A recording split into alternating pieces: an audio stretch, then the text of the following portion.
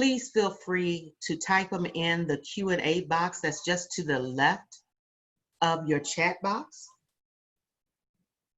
You can type in the question as it pops into your head. I will be looking out for it. And if I don't see it, we will definitely get to it by the time we have the Q&A session. Or you can wait until the Q&A session to type in your question at that time. Right now it is 7 o'clock on the dot. Everyone, please know that we are delighted that you've taken the time out to come and join us this evening. Tonight's session is entitled Empowerment: Watch Your Team Grow by Letting Them Go. Presented by Dr. Perrin Shannon, DTM, PDG, and PRA. Dr. Shannon is a past District 44 governor and a member of Ben Hill Toastmasters, Atlanta Galleria Toastmasters, and he is the current president of Epic Orders Advanced Toastmasters. Distinguished Toastmaster Shannon stays active and engaged as a mentor for district leaders since leading our district to President's Distinguished in 2015. He really loves mentoring. In fact, I happen to know that he just mentored District 14, which led them to a distinguished district, and he also mentored District 43. And I believe that District 43 also achieved President's Distinguished. Obviously, Dr. Shannon knows what he's doing. I heard that laugh. But empowering your team means giving your members permission to take action and make decisions. We are going to wholeheartedly welcome Dr. Perrin Shannon as he shares his lessons in leadership to grow more effective teams. Please, again, show a round of applause silently for Dr. Perrin Shannon. Well, thank you very much, Sheila, for such kind words. Yes, you got a laugh out of me this evening. Well, first of all, I want to welcome you and thank you for joining this webinar, Empowerment: Watch Your Team Grow by Letting Them Go. Now, this webinar will focus on empowerment through the lens of the leader. I will sprinkle in some tidbits as it relates to team members, but really I want to focus on what leaders can do to empower their team and the members of their team. Now, I started out for many, many years in the district leadership, working my way up to the district director. As Sheila mentioned, I was the 2014-2015 district director. And I realized most of the participants on this, in this webinar this evening are Toastmasters. And so you'll understand exactly what I'm talking about as I will sprinkle in some of my experiences as the district leader. But one of the questions that people around the world really these people have asked me is, how did you lead your team to become a President Distinguished team? And my simple answer is that I empowered members of my team. I put full faith and trust in these members. And these members were area directors and division directors and other district leaders. But I really put all trust that they would follow the vision. And that vision was for this district to become a President Distinguished district. And they did not disappoint. They did not disappoint themselves. They did not disappoint me. They did not disappoint the members of this district. They did it because they were empowered. Now, I have a poll question that I would like Sheila to present to you. And the question is, do you feel empowered? Do you feel empowered? Yes. Please everyone just put in your answers. You should see the poll on the screen. Okay, parent, it looks like we're coming in with about 96% feeling empowered. Well, that's great. 96%. Well, we had a few more seconds left. I believe, Lena, you've closed out the poll, and that's fine. That's fine. Because I can see from the results that 97% of those polls indicated that they feel empowered. Now, that's a general question. I ask you, do you feel empowered in your home? Perhaps you may have a different response. Do you feel empowered at work? Which may lend to a different response. Or do you feel empowered in an organization such as Toastmasters? May lead to a different response. And so if I were to present this poll again with those 3 different specific scenarios, you may have a different response, and I'm sure you perhaps will agree with me. But the burning question of the hour is, what does empowerment mean to you? Everyone, please use your chat box. Use your chat box now and let us know, what does empowerment mean to you?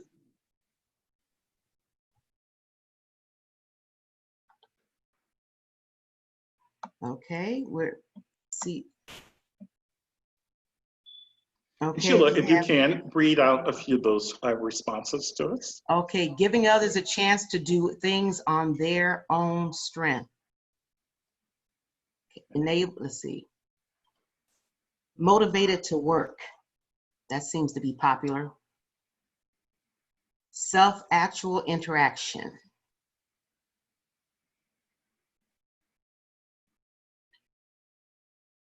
When your ideas and voices are heard and acknowledged. Very good. Oh, I like that.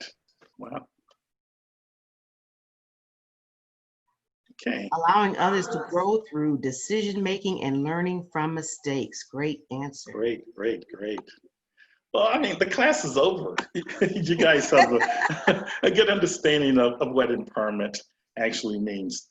Trusted, actually. So we're actually going to touch on a lot of these perspectives this evening throughout this webinar.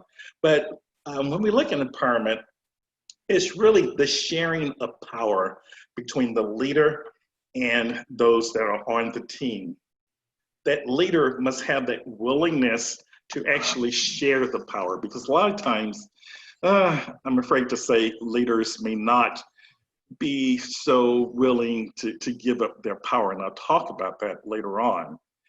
But most importantly, it is that team member kind of having that willingness to accept the power to help an organization achieve its goals. Put simply, empowerment is giving people the power and the autonomy to make decisions based on whatever power that they have, based on whatever talents they have, or whatever abilities that they have. Empowerment also can mean to invest in people by giving them authority to act on behalf of the leader. Now, if we're to look at empowerment from a corporate perspective, it is sharing the decision-making with those who are on the line where they're helping customers. I don't know about you, but I really have a problem when I go to a store and I want to purchase something or even return something, and I present my concern to a sales associate and that sales associate cannot respond to me. I would ask to speak to a manager, and the manager does not respond accordingly to me. And I don't know about you, but I immediately say, these individuals are not empowered. They cannot make a decision. And I wonder why. Several years ago, I purchased a S9, one of these new cell phones, an Android. And I went into the Sprint store and I talked to the sales associate, and it was an excellent sales associate. He sold me everything that I didn't need. He was really, really good.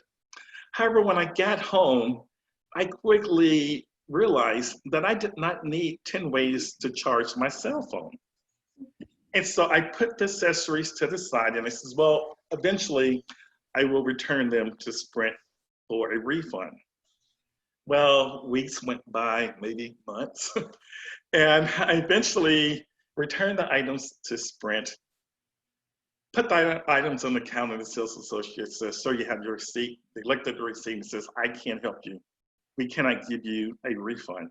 It's like, what do you mean you cannot give me a refund? I purchased these items from your store. Well, we have a 14-day return policy.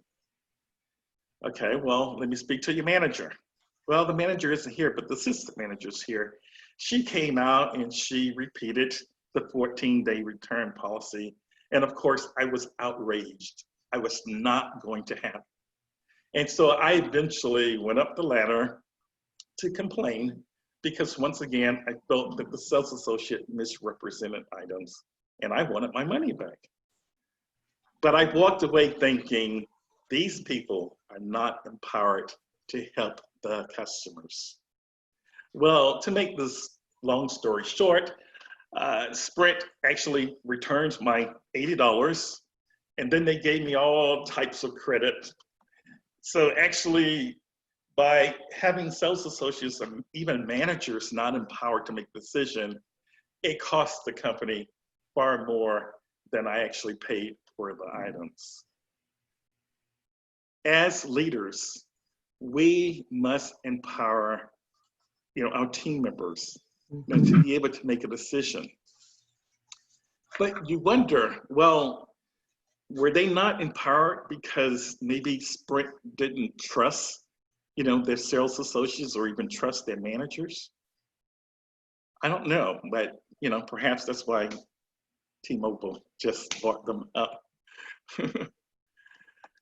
Well, throughout this evening, we're going to talk about empowerment. And Lena, let's see.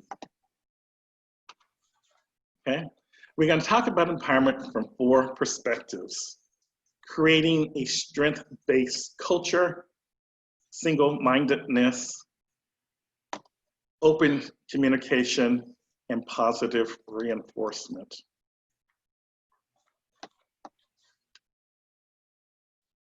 Creating a strength-based culture. Lena, we have a poll question for this one here.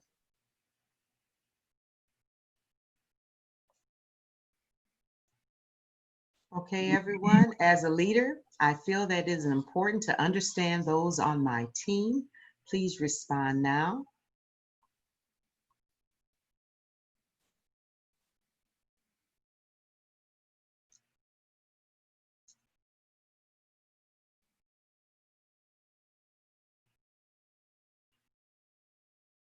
Looks like everyone is in agreement with you. Wow, I would love to have you guys as my students. Excellent job. Of course, these are not difficult questions, but we just really want to kind of get your pulse. But as a leader, I feel that it is important to understand those on my team.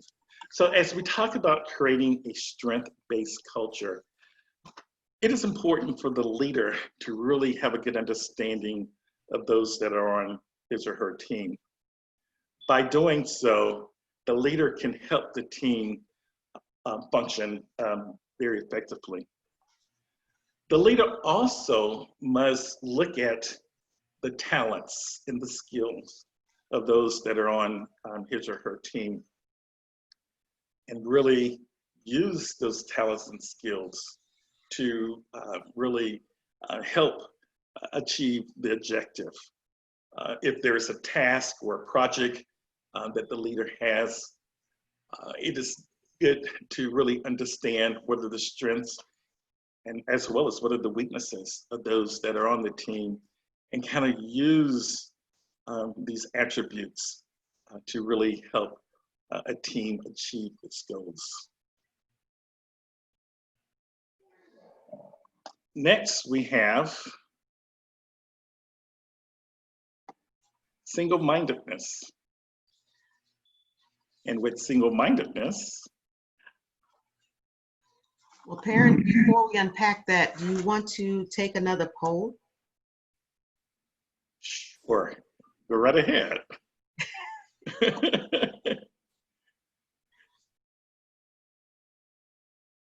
So the next question is important for the leader and the team to be on the same page.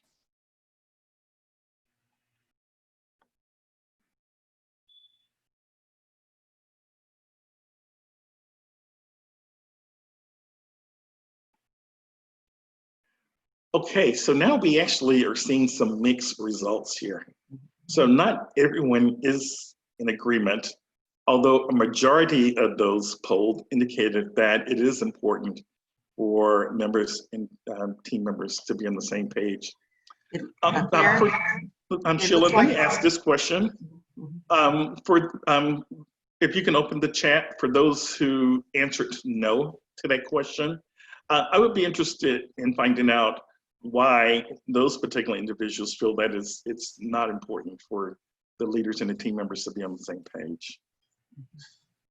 I do have a question, Perrin. It says, how would you handle two leaders who are empowered to lead but are not able to be on the same page? Okay, so you got two leaders. Obviously, when we have two leaders, typically there is someone above those two leaders. Typically, we only have one CEO of a company. So if we have two leaders, they're pretty much on the same line.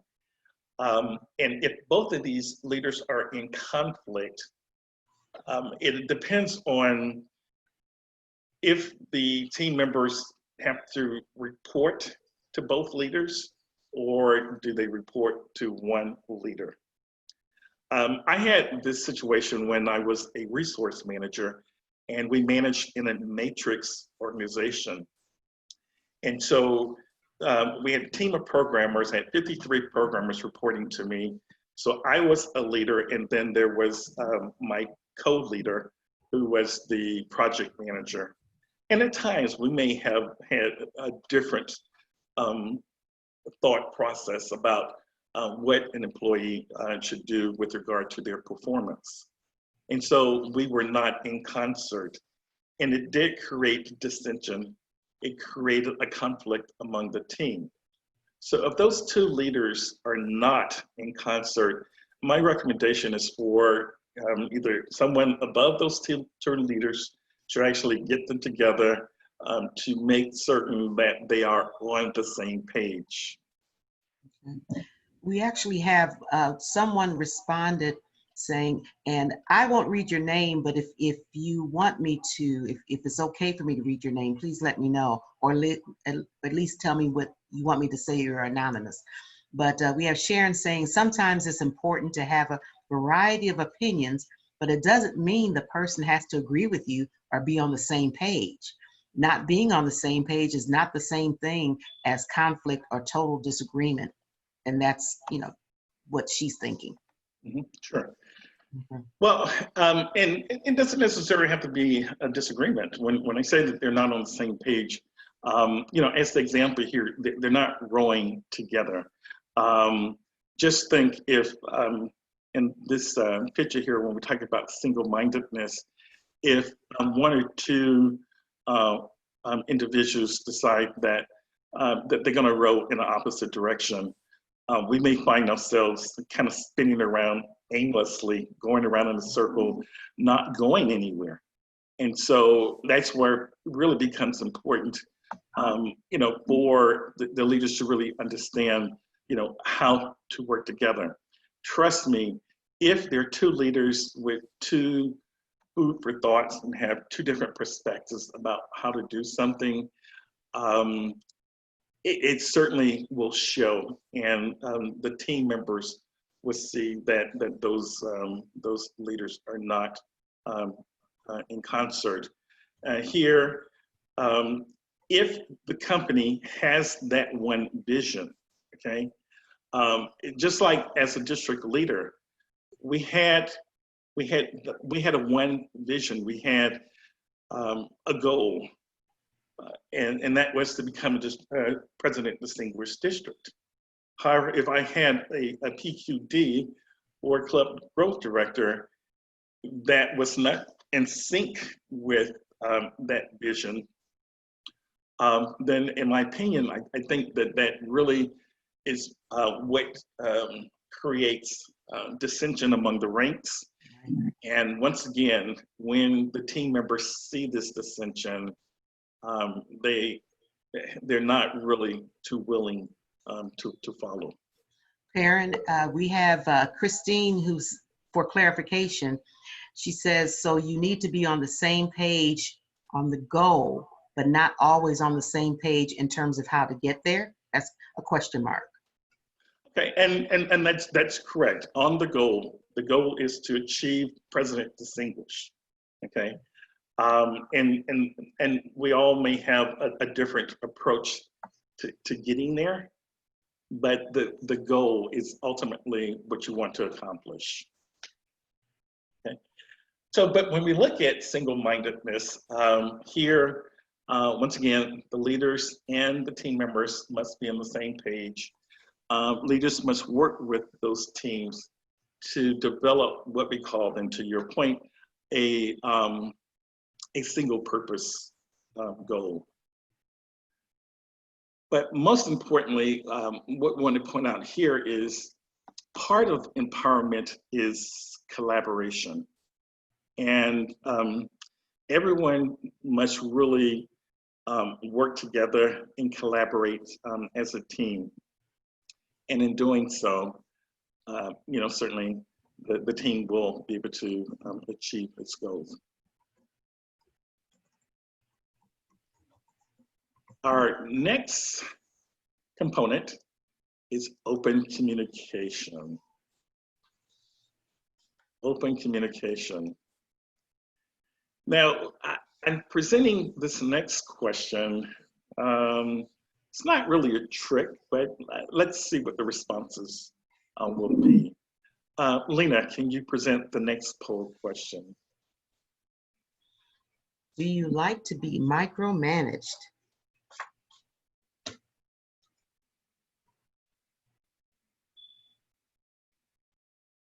I think everyone is looking at that picture of that bullhorn and responding in an appropriate manner.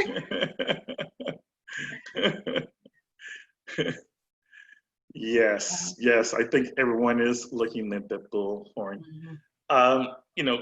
We talk about open communication in empowerment, and I really want to put an X on this box here because definitely a micromanager is someone who does not, in my opinion, know how to communicate effectively. And so really, when we look at micromanagers, someone who just kind of, who's hovering over you, who's nitpicking, someone who wants to do your job. And I always question micromanagers. It's like, how can you do my job and your job if you're going to spend so much time worrying about what I'm going to do? And so part of empowerment is to put trust in your team members. You have to trust that they're going to get the job done. If you micromanage them, they're not going, really, they will not want to feel a part of the team. They may not be too willing to engage in the process. And so it really, in my opinion, doesn't really lead to a good result. I'm sure as you've come up through the ranks in corporate America or where you work, there have been situations where you've had someone to micromanage you. I'm sure we all have had that experience.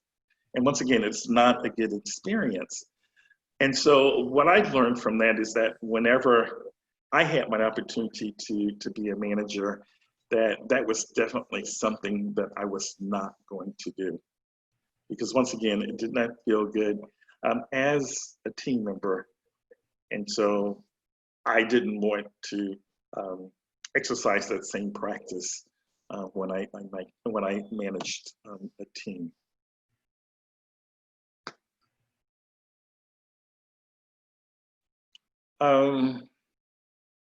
Building trust is part of open communication. And then here, finally, I have proactive engagement. Sheila, is there another question? No, but we just have another comment from Christine. She wants to know, how do you not become a micromanager when your team doesn't seem to want to do on their own, or I guess they don't want to perform on their own? The team doesn't want to perform on their own. Mm-hmm. Well, first of all,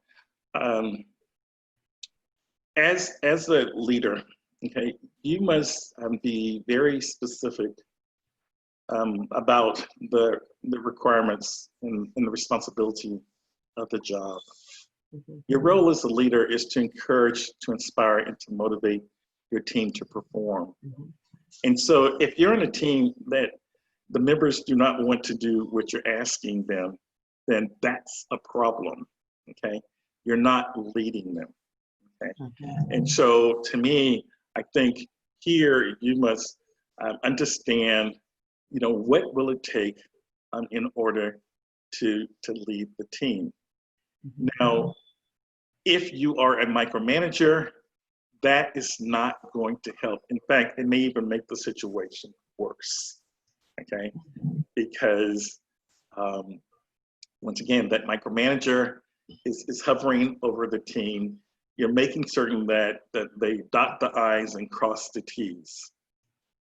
Mm-hmm. As a team member, it is not a good situation to be in. And, research have really proven that people do not respond well to micromanagers. Okay.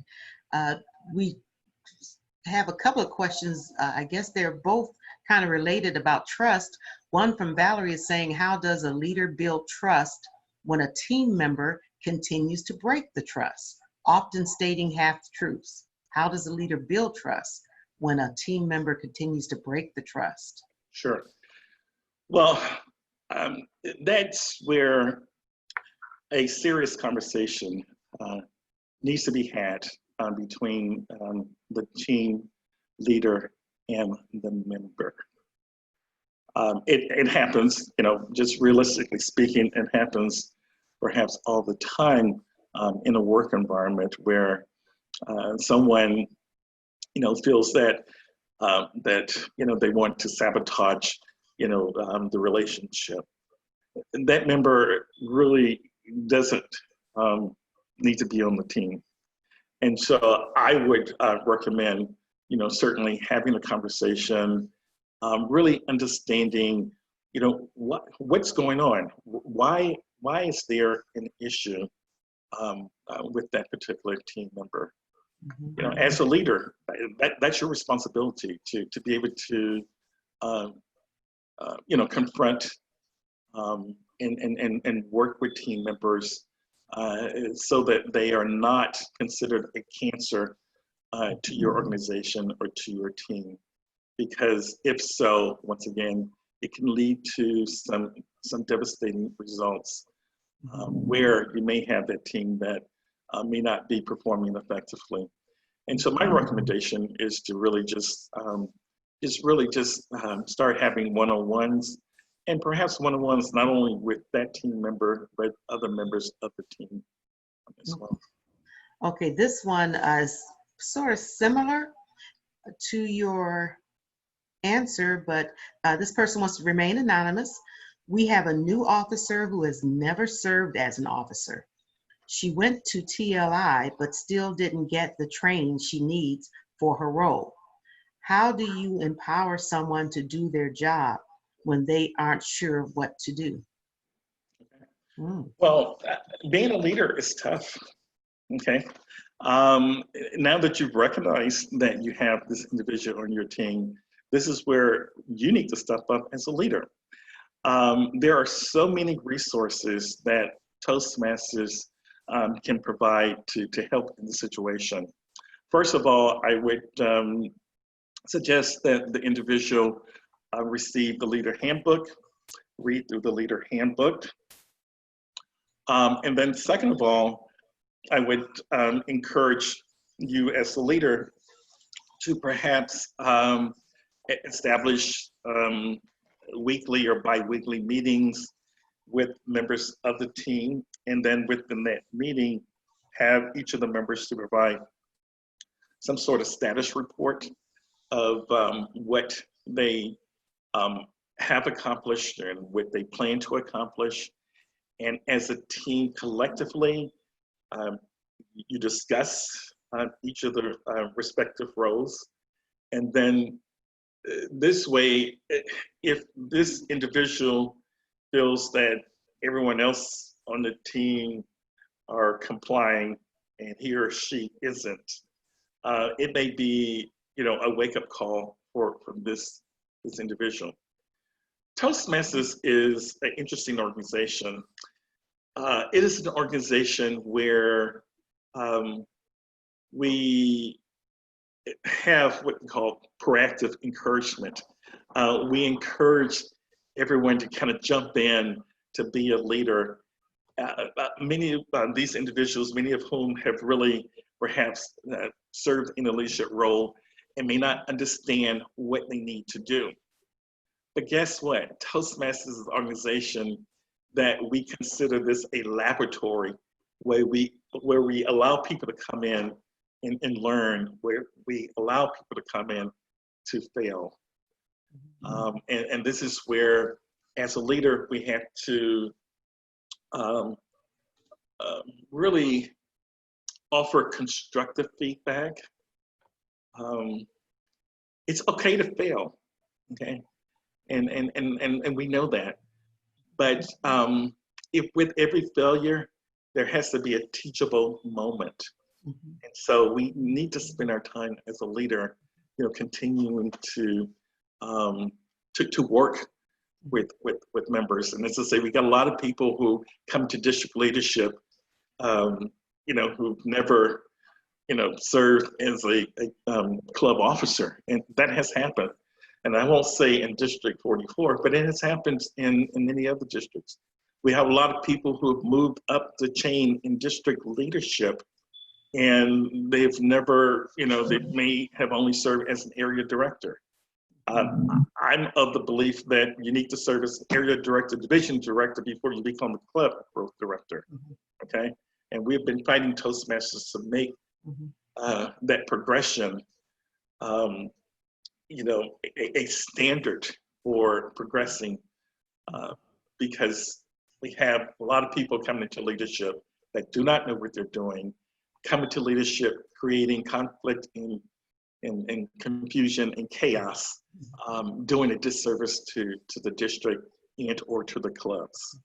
And so this is your role as a leader, to be able to step in and really just carry that banner. Okay, Perrin, we have a couple of more questions in the Q&A, but first I'd like to give this comment that Area Director Syed from G74 sent us. He said, expectations should be spelled out to the team and review progress on a preset schedule. Make yourself available if a team member has a question. Great point. Right, and that's the role of the leader, okay? To make, if you're going to be in that position, then, there are going to be some opportunities where it's not going to be a pleasant experience. I always, for those, excuse me, not being too religious here, but I always say, and sometimes we need to have a come to Jesus meeting, okay, where we really have to sit down and discuss, what's going on. Why is there a problem? Okay, and not be afraid to address it. Right. Because I can tell you, if you don't, then it's going to consume your entire year. Yes. Serving in leadership, be it a club president, club treasurer, club secretary, district governor, this should be, a fun-filled opportunity for you. You should be enjoying these moments, not having to deal with conflict or trying to resolve conflict. Okay, we have a question from Toastmaster Chalk that says, what are some of the processes that you currently have in place which allow you to let go of the reins and trust your team members? Sure. Well, for me, when I was the district governor, one of the processes that I had in place was to interview every candidate for area governor, area director. I believe we had some 36 roles, but I had some 54 individuals who were interested in serving as an area governor. And so I felt that it was important to interview each and every one to ensure that, that they were going to be on that same page. I laid out, as one member on this webinar mentioned, I laid out the expectations. I was very clear about my expectations, and anyone that had a problem with it, I simply told them this was not a good year for you to serve. I suggested you, consider serving another year. And that worked. In fact, I have one young man, he called me up and he says, well, I listened to you, but I just don't think I can, follow the rules that you kind of put in place. And I said, well, thank you. I appreciate, the interest. And within a day, he called me back and he says, I thought about it. I changed my mind. I joined the team. He joined the team, and he was almost the area governor of the year that year. Okay. So it can happen, but once again, you have to have those tough conversations with people. You have to build trust. Okay. Perrin, yes. Ursula, sorry to interrupt, but Ursula's saying, I'm a leader. How do I trust my team after a bad experience? Okay. And that's going to happen, Ursula. Once again, Toastmasters is an organization where we allow failure to happen. Okay. It's going to happen, but once again, this is where your team members need to understand that you are extremely supportive of them. If there's an individual on your team that you're not trusting, then once again, that's where that individual conversation needs to be had. Now, if you are a division director and you have 8 or 6 area directors that you can't trust, then that's a problem. That's a problem in the selection process. You did not select the right people to serve on your team. As an attorney, we know that cases are won or lost by the selection of the jury, okay? And so this is where selecting the right resources at the beginning kind of will help with that trust factor. You want to select people that you have experience with, okay? And I know sometimes that may not always happen. Through the luck of the draw, you have to play with the cards that have been dealt to you. And then once again, if you're in that situation there, then this is where your leadership skills will become so much important. Okay, and we have one more question that I believe will lead us back to the webinar. Valerie is asking, what does proactive encouragement look like? She likes that term, proactive encouragement. Right. Okay, proactive, really in the beginning, okay, here we talk about just understanding, how to um, understand how to encourage people, early on, letting people know that you are going to be supportive, okay, in the beginning, okay. So that's what I mean by, just being proactively encouraging, really in the beginning, letting them know that that you will support them, that you will provide them constructive feedback, letting them know that that you're there to really to support them.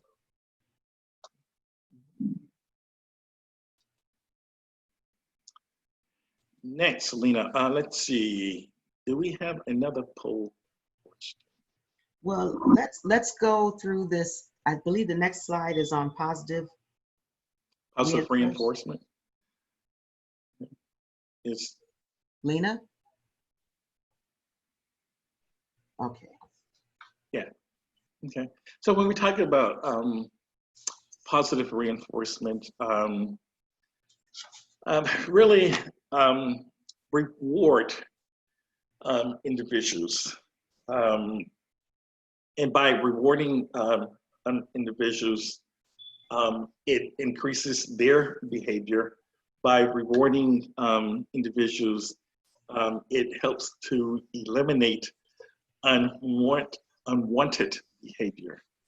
So, so positive behavior, positive reinforcement is what I talked about early on by making every situation a teachable moment, okay? So if someone makes a mistake, okay, offer constructive feedback. Let people know that, it is not the end of the world. I have always said, as long as no one dies in the process, we're okay, okay? So there's no need to really to get so upset, when someone doesn't do something correctly, okay, or when someone is not playing by the rules. Okay. Only thing you can do is to offer some feedback, and doing so, make certain it is constructive feedback. So we have steps to leadership. And some of the things we pretty much have talked about, giving and receiving feedback, setting the example, modeling the way, demonstrating appreciation. Okay, appreciation goes a long way. I have always known that in order to have an empowered team, it's important for me to show recognition and reward. Okay? Recognizing individuals for being a super performer or going above the call of duty. Letting people know that you appreciate their contribution to the team. And fostering trust by being open. This goes back to what we're talking about, really by having open communication. Other steps would be to ask for and listen to suggestions. Okay? For team members, I've always been told that if you have a problem or there's a situation that that you do not like, the best thing that you can do is to not complain about the problem. Offer suggestions to resolve the problem. Okay? Complaining about the problem is not going to resolve the matter. Your leader will really certainly appreciate if you can offer some suggestions. You've recognized that there's an issue. However, you've come up with some suggestions to improve that issue. Actively develop others. As a leader, you must continue to work to hone the skills of those that are on your team. Continue to develop individuals, both professional and from a personal perspective. I like this one, throw the ball back. Throw the ball back. So Sheila, I have I think there's a chat question on throw the ball back. I want to hear what you think I mean by throw the ball back. If you're a leader, throw the ball back.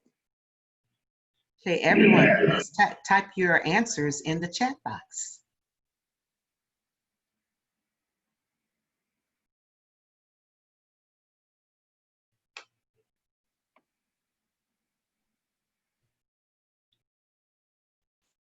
Anyone have any idea about what throw the ball back means? Has anyone ever had to throw the ball back? Would anyone like to throw the ball back? Tag, you're it. Give the team member, okay, now they're coming in. Okay. Okay. Give the responsibility for directing a segment to the team member. Okay. Okay. Help the team. Seek feedback from team members when they have concerns. Okay. Janice says she thinks throwing the ball back means when a team member presents a problem, you should give them an opportunity to solve the problem with guidance and help from you. I love that. Excellent. Okay. A number of people are saying help the team, seek feedback from team members when they have concerns. Okay, so this is the leader. So you have the ball. Just throw it back. That's part of empowerment. You're giving that ball back to the leader, to that team member, empowering that team member to make a decision. Okay, once again, in order to help them make the decision, you have to lay out the expectations. Sometimes, you just cannot just expect things in return without people understanding what they need to do. And one of the things that I want to kind of mention here, because people have a tendency of confusing delegation with empowerment. Okay, delegation is really, you're actually giving a task to someone to do. Okay, where empowerment, you're actually giving power. You're giving authority for that individual to perform the task or to make a decision. Okay, so with delegation, you do not have the authority. You're just delegating. And one of my pet peeves when I talk about delegation, managers have always said, well, I don't like to give anything to Susie because every time I give something to her, she doesn't do a very good job. And my immediate thought is that, well, how do you know the problem is with Susie? Maybe you as a leader that not effectively communicate what was expected of Susie. Okay, so so people really kind of struggle with delegation. Delegation is good. A lot of leaders do not know how to delegate. Okay, they want to take on everything themselves, but it's okay to let some things go. And the same with empowerment. A lot of leaders want to take control of everything. They're afraid to lose that power. It's okay, let it go. Okay? So I like this quote. One of the greatest things you can do to help others is to not just share and give what you have, okay, but to help others discover what they have within themselves to help themselves. And it's by Rita Zahara. Just kind of love that quote. Helping leaders, help your team members discover what they can do. Now, let's see, some rationales behind empowerment. Once again, to encourage others to develop, to promote creative thinking, to increase contribution among members of the team. Empowerment can lead to self-motivation, can lead to independence. Once again, empowerment can lead to trust and respect.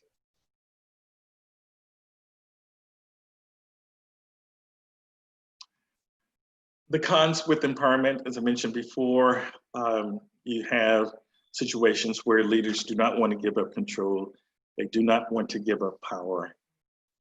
Simply, leaders feel that they will just kind of lose their space in the organization, and just afraid to let go, whatever privileges that they may have. But that's okay. Once again, as a leader, we should really be put in a situation to help those on our team to grow.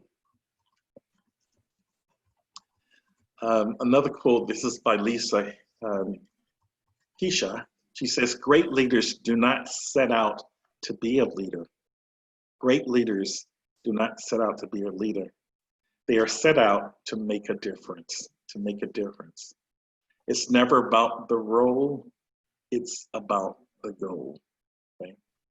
And that's by Lisa Hisha. Great leaders make a difference by empowering others. And finally, we have our quote. I love this quote. In fact, I think I got this from Sheila Davis Wiley. I think I sent this on her email trail. But before you're a leader, success is about growing yourself. When you become a leader, success is about growing others. And when we talk about empowerment, really success is about growing other people, giving them the power, giving them autonomy, giving them control to make decisions, but in doing so, understanding what their strengths are, what their skills are, what their talents are, to kind of make decisions.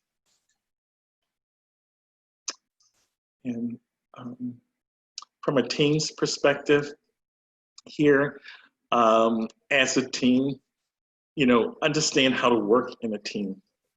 Earlier, there were some questions with regard to conflict. The leader, as well as the team members, they're part of the team, okay? So the leader is part of the team. And so if we have multiple leaders with conflict, okay, it's not helping the team understand how to work together. And that's where those two leaders need to figure out how to get on that same page. Listen to the voice of wisdom, okay? Sometimes your gut plays a major role in that, and be open to communication. Empowerment is all about, once again, trust.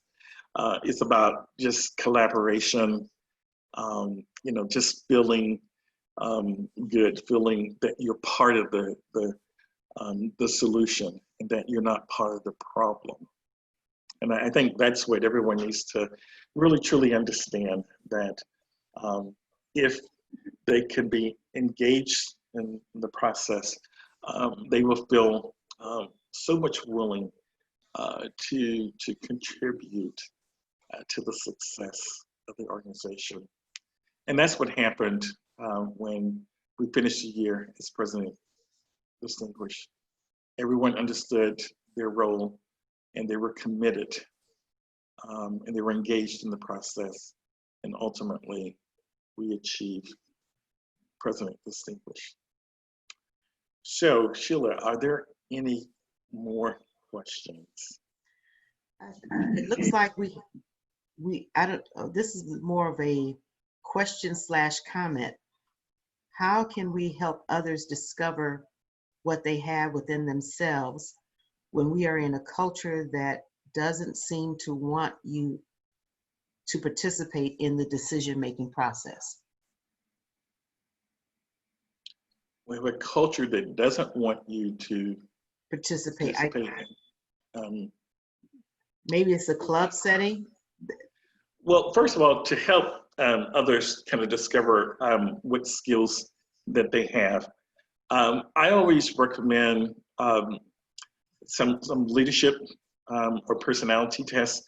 Myers-Briggs is really a very good test to understand kind of what skill set you have. Also, would ask people to do, individuals actually, to do a SWOT analysis. You know, understand what your strengths are, what your weaknesses are, you know, what are some threats and what are some opportunities. Strengths and weaknesses are what's internal to you. Opportunity and threats are outside of your control. So I always ask people, and even as a leader, would ask people to do a SWOT analysis so that those individuals can understand. Because a lot of times, and you'll be surprised, some people do not really truly know what they're good at, okay? Until, as a leader, you can bring that out. We have one more comment. Leadership. Okay, we have one more comment from Akbar. Going back to the single-mindedness, how do we get club members to understand that there is more to Toastmasters than just attending meetings? Well, this is Akbar. This is really where it becomes important to get your members beyond the four walls of your club. This is where your members need to, well, now with COVID, we're kind of limited to kind of go beyond the four walls of our personal domain here. But we're having web meetings and all over the world. You know, I attended a meeting in Memphis, Tennessee, a couple of weeks ago, and so encourage members to, you know, kind of explore the World Wide Web and, you know, attend other meetings outside of your personal meeting. People need to be exposed, but people also need to understand that by going beyond their club, that it creates an opportunity for them to network, okay? You really, truly, and people and our members really do not know the value of this organization. They do not know the real value. And the real value comes when you go beyond your club.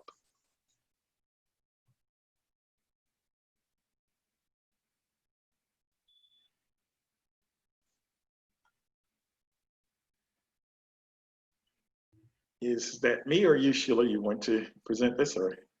Well, that's your last slide. However, it falls right into the last statement that I was going to make. So let's just do it at the same time. Sure. Empowerment. Leaders become great, not because of their power, but because of their ability to empower others.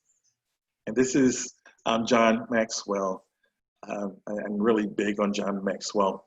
And one of the my favorite empowerment slogan is from Nike: just do it. Okay.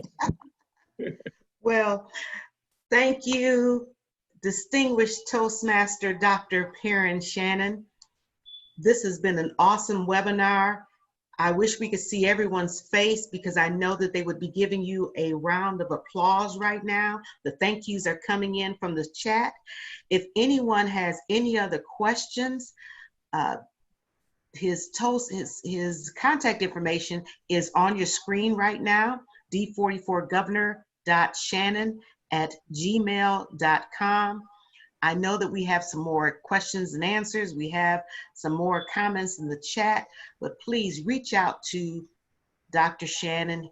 I wasn't able to give you all of his bio, but trust me, he just received his doctor's of business administration. He also holds a BA in management, a master of business administration degree, and a Juris Doctorate.